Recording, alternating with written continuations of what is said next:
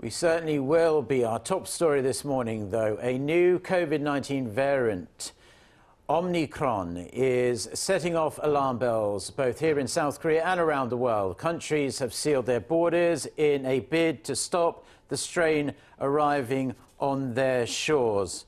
Not much is known about it quite yet, but some experts have speculated it could be even more infectious and more resistant to the current vaccines we have than the Delta strain. For more COVID-19 updates, we have our reporter Kim Yeon-seung in the studio with us. Welcome, Yeon-seung. Thank you for having me. So, Yeon-seung, for starters, let's start with what is Omicron? Well, it's this new variant of concern. South Africa just sounded the alarm on this new strain to the WHO less than a week ago after finding some of the first cases in the country earlier this month. Since then, a growing number of countries have detected the strain within their borders. Botswana, Britain, Italy, Belgium, the Netherlands, Australia, and Israel have identified cases, and many others are scrambling to update prevention guidelines to counter this new threat. And what are the experts saying? Should we be deeply concerned about the emergence of this new variant?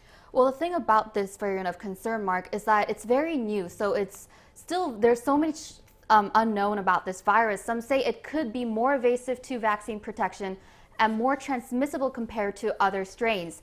Doctors in South Africa, though, reported very mild symptoms among their Omicron patients. Most suffered from fatigue and muscle pain that lasted for a few days, while none have reported the more notorious COVID-19 symptoms like the loss of smell or taste as of yet. Still, countries are on edge about this new strain seeping across their borders. U.S. top health official Anthony Fauci said that although there are no Omicron cases reported in the states as of yet, it will inevitably come and possibly spark a fifth wave of COVID. As for South Korea, the problem with this virus is that the current domestic PCR test can only identify 4 of the variant strains of COVID: Alpha, Beta, Gamma, and Delta. So South Korea currently are less prepared than they like to be ahead of any spread of this new variant among the domestic population. But Yeon-seung, I must ask, why is this variant called Omicron? Right, so WHO is going down the Greek alphabet to name each of their variants, and Omicron is the 15th letter of the alphabet. You know, earlier this year, I remember interviewing an expert on the emergence of the Lambda variant, which was the 10th mutant strain to be detected, and he said that eventually there are going to be so many COVID-19 variants that there are not going to be enough letters in the Greek alphabet to name them after. Now, seeing there's only 9 letters in the Greek alphabet left, his herring prediction seems like it might just come true.